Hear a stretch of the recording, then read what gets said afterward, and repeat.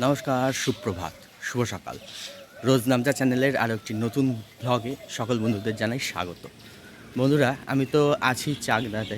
আজকে এখন ভোর ভোর আমি আর দাদা বেরিয়ে পড়েছি, আর এখন যাচ্ছি চাকদার বিখ্যাত চাকদা হাটে। তো চলুন আপনাদেরকেও দেখাবো আজকে চাকদা হাটটা কেমন হয়। দেখুন,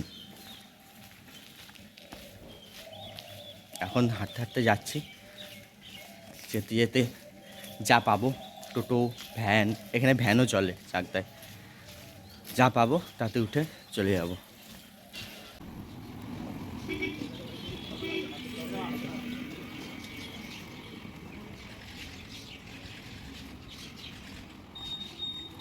চলে এসছি এখন স্টেশনে, চাকদা স্টেশনে। চাকদা স্টেশনের পাশেই বসে এই হাটটা।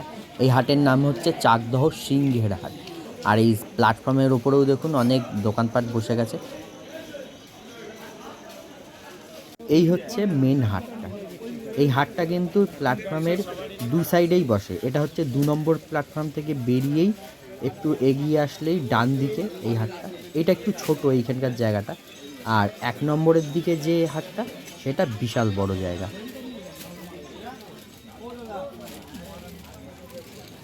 চাকদার এই হাটে শাড়ি থেকে শুরু করে রেডিমেড, সবজি, ফল সমস্ত কিছু পাওয়া যায়। আর এই হাটটা প্রতি শুক্রবার করে বসে। এছাড়াও প্রতিদিনই কিন্তু এখানে আড়ত হয়, সবজি আড়ত যেটা। তো আমি হাটটা ঘুরে ঘুরে দেখছি আর আপনাদেরকেও দেখাচ্ছি, আপনারা দেখতে থাকুন। আর আপনারা কে কোথা দিয়ে দেখছেন এই চাকদাহ হাট অবশ্যই কমেন্ট করে জানাবেন। আর যারা চাকদহের বাসিন্দা তারা তো জানেন এই হাট সম্বন্ধে সব কিছুই। এই হাটে কিন্তু দূর দূরান্ত থেকে বহু লোক আসে। আর এই হাটে খুচরো পাইকারি দুটোই বিক্রি হয়।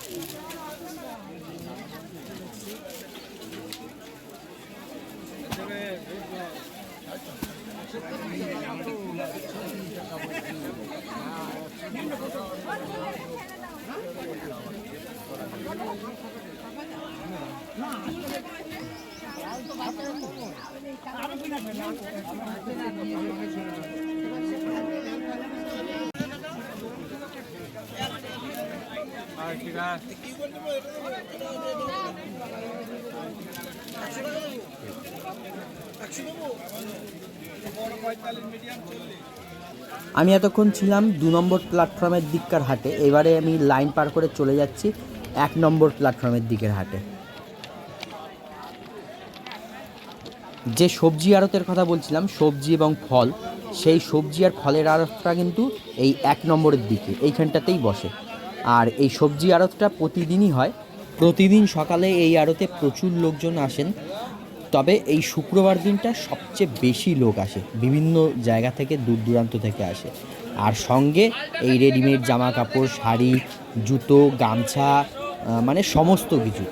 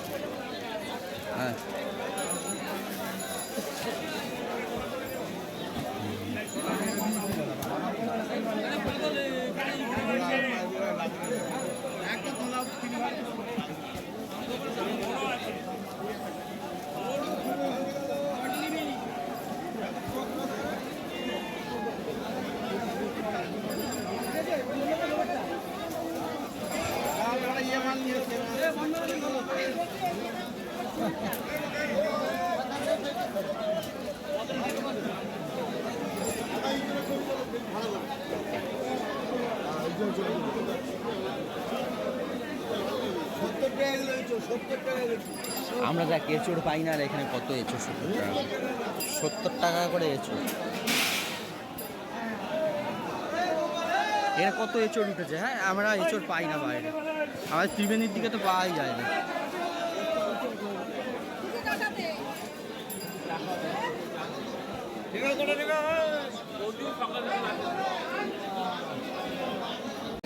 এগুলো পুদিনা পাতা। হাটে ঘুরে আমরা হাট থেকে বেরিয়ে এসেছি, এবারে প্ল্যাটফর্মের ওপরে আবার চলে এসেছি। এই যে প্ল্যাটফর্মের ওপরে এখানে দেখুন লেবু আর পুদিনা পাতা বিক্রি হচ্ছিল, তাই আমরা এখান থেকে লেবু কিনলাম। এগুলো বলছে কাগজি লেবু।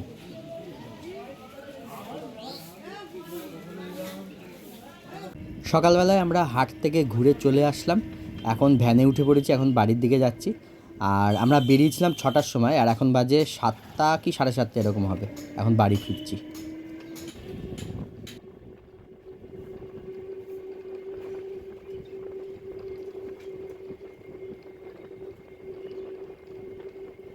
কি হয়েছে? শুধু খাবার তোমার ধান্দা, এই গায়ে উঠবি না, চল। শুধু খাবার ধান্দা, তুই পায়খানা করবার এত বান্দামো করে তো ঠেঙে দেবে না তো। চল চল এগো, ওই দেখ সামনে এসে দাঁড়িয়ে পড়ে। এই কুকুরটা দাদার বাড়ির এই গলিতে থাকে, আর আমাকে আর দাদাকে যেই দেখবে অমনি দৌড়ে চলে আসবে, একদম গায়ের মধ্যে উঠবে, সামনে এসে দাঁড়িয়ে পড়বে, এইসব করবে। আর এসে ওকে যতক্ষণ না বিস্কুট দেওয়া হবে ততক্ষণও যাবে না। সকালবেলায় আমি আর দাদা মিলে গেলাম তো হাটে, হাট থেকে ঘুরে চলে এসেছি। হাট থেকে ঘুরে এসে দাদা বেরিয়ে পড়লো, তারপরে আমি এডিটিংয়ের কাজ করছিলাম। দাদা আর সকালবেলায় খেয়েছি হচ্ছে ভাত।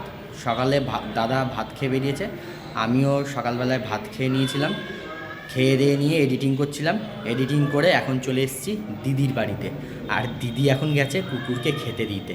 চলুন একটু দেখি, এর আগেও আপনাদের দেখিয়েছিলাম, আজকেও আর একবার দেখি।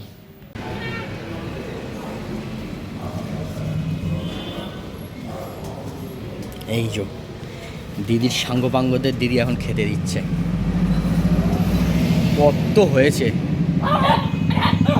আরও পরিবার বেড়ে গেছে এখন।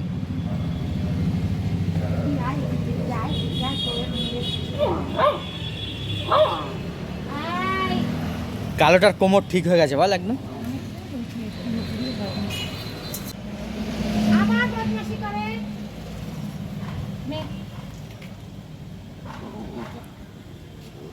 সামনেরটা খাবে না,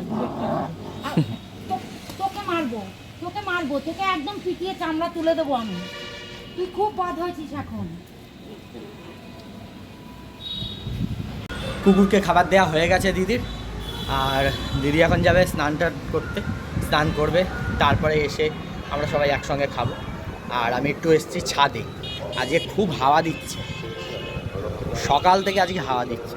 কালকেও তো মেঘ করেছিল, কালকে বৃষ্টি হয়েছিল রাতে, সন্ধ্যে থেকে বৃষ্টি নেমেছিল, টিপটাপ করে বৃষ্টি পড়ছিল, রাতেও বৃষ্টি হয়েছে। আর আজকে সকাল থেকেও আকাশটা পুরো মেঘলা করে রয়েছে, আর বেশ হাওয়া দিচ্ছে, ঝোড়ো হাওয়া বয় না, সেরকম ঝোড়ো হাওয়া বইছে। ওই জন্য একটু ছাদে আসলাম, বেশ ভালো লাগছে হাওয়াটা।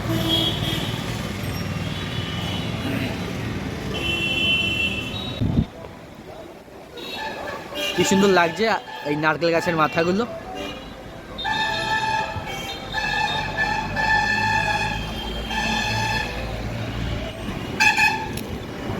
এই যে চাকদা বনগার বাস যাচ্ছে, চাকদা থেকে বনগা যায় এই বাসটা।